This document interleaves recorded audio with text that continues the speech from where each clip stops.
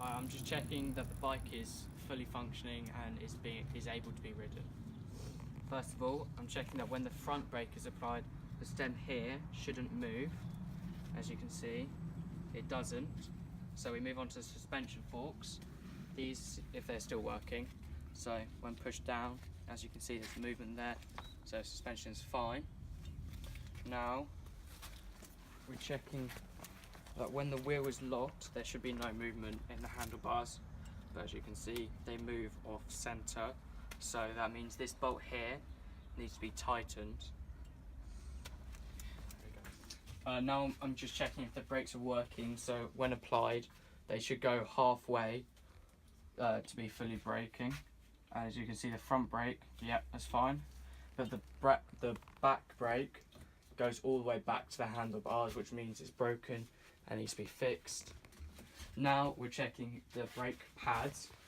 So these things here need to be 2mm or less, but not touching, away from the top edge of the rim.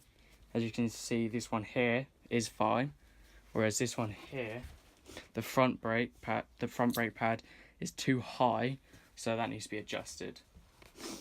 Now we're just checking the cables to see if there's any fraying here, and there is not, so that's all fine. Here, no fraying, that's all fine.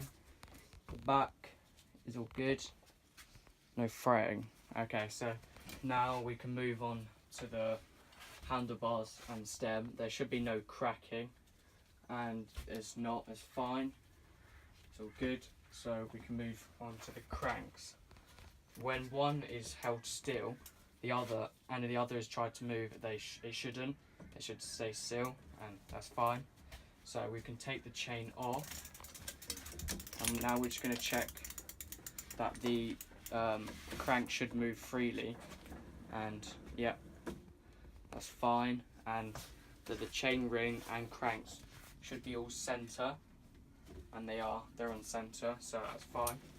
So put the chain back on.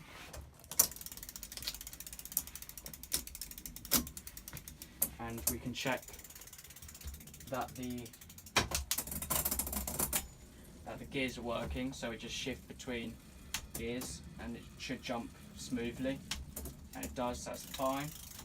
So we're just going to check the back mechanism, and these wheel jockeys here, we're just checking if they're worn by wiggling them about a bit, just pressing them in, and they're all fine, so that's all good.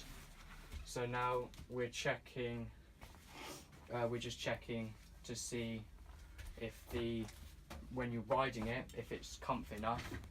And by doing this, when you're riding, your legs should be almost fully extended when pedaling, and if not, if your legs are too far out and they're fully extended, then you need to lower the seat. So you do that by loosening this bolt here, lowering the seat, and then tightening it again, and that should be fine. You go on, and if you feel like your knees are too high to your chest and you feel cramped, then you would raise the seat by loosening the bolt again, raising the seat and tightening it. If the actual saddle feels uncomfortable, then this bolt here, you can loosen that, tilt it forward, like up or down a bit, or you can move it forward or back and then tighten it again and go on. And finally, we're just checking that the tyres here should be fully pumped up by pressing it.